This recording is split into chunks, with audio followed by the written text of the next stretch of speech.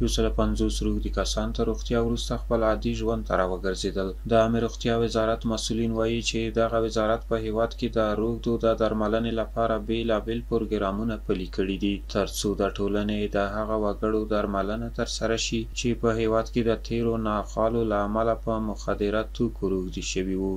امروز صحتیاب شدیم و به جوانان میگفتن این را دارم که اگر میخواین که زندگیتان تغییر کنه باید ابتکارتان تغییر بدین. میخواین سالم بمانین باید ورزش بکنن، باید درس بخوانن تا وطن ما به مثل ما و جوانان ضرورت داره.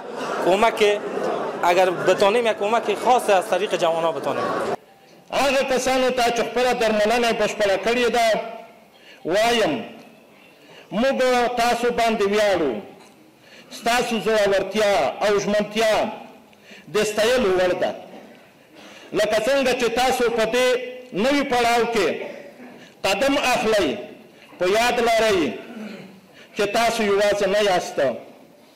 ستاسو کورنۍ، ټولنه او ټول هیواد له تاسو سره ولاړ دی ترڅو تاسو ته د یوې روښانه راتلونکي په جوړولو کې مرسته وکړي.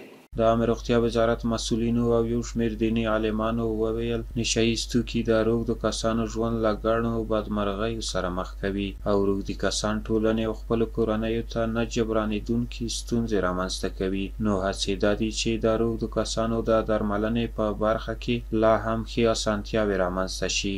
نسوار او سګرټ چې د نشې او د اعتیاد اوله مرحله ده، دې کې چې خلک غفلت وکړي دا وروسته زیاتیږي هر ګناه بل ګناه زیږوي او هر جرم بل جرم زیږوي. جرم ته هغه وخت کې غټیږي او لویږي چې کله جرم ته څوک جرم نه وایي.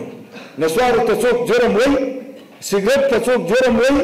او البلیة اذا عمت خفت، مصیبت چې کله عام شي د خلکو په نظر کې خفیف او سپک هم شي هغه جانب د جریمه د خلکو نه مغلوب شي. ما باید نگاه ما به معتاد نگاه باشد که ما را مجرم تلقی کنیم و رفتار نادرست داشته باشیم و حتی اگر مجرم هم باشد ما رفتار ما نباید رفتار تحقیر کننده داشته باشد و خلاف آیه شریفه با او رفتار کنیم. لذا در هنگام تداوی اخلاق باید حتما رعایت شود.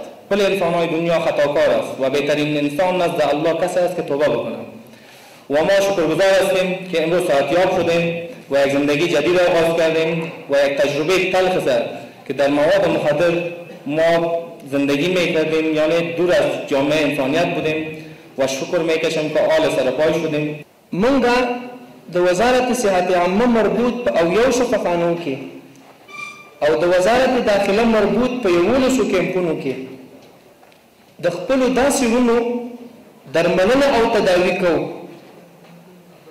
چې جامعي هغوی ته ځای نه ورکو، د جامعي خلکو په هغوی باندې اعتماد نه کو. لیکن زمونږ وروڼه دي موږ تر دې خپلې سینې پورې ونیول او خپلې غېږې ته مو رانږدې کړل او د هغوی د تداوی دپاره مو دا یو عزم وکړو. زموږ هدف دا دی چې داسې ټولنه جوړه کړو چې هر فرد اړینې درملنې ته لاسرسی ولري. دا هغه وخت ممکنه ده چې په ګډه او مشترک ډول کار وکړو. هو په ګډه موږ کولی شو یو روغ او ځواکمن افغانستان جوړ کړو. د عامه روغتیا وزارت مسؤلین وایي په هیواد کې د روږدو د درملنې 6 مرکزونه شتون لري چې د ګڼ شمېر روږدو کسانو درملنه پکې ترسره شوې ده.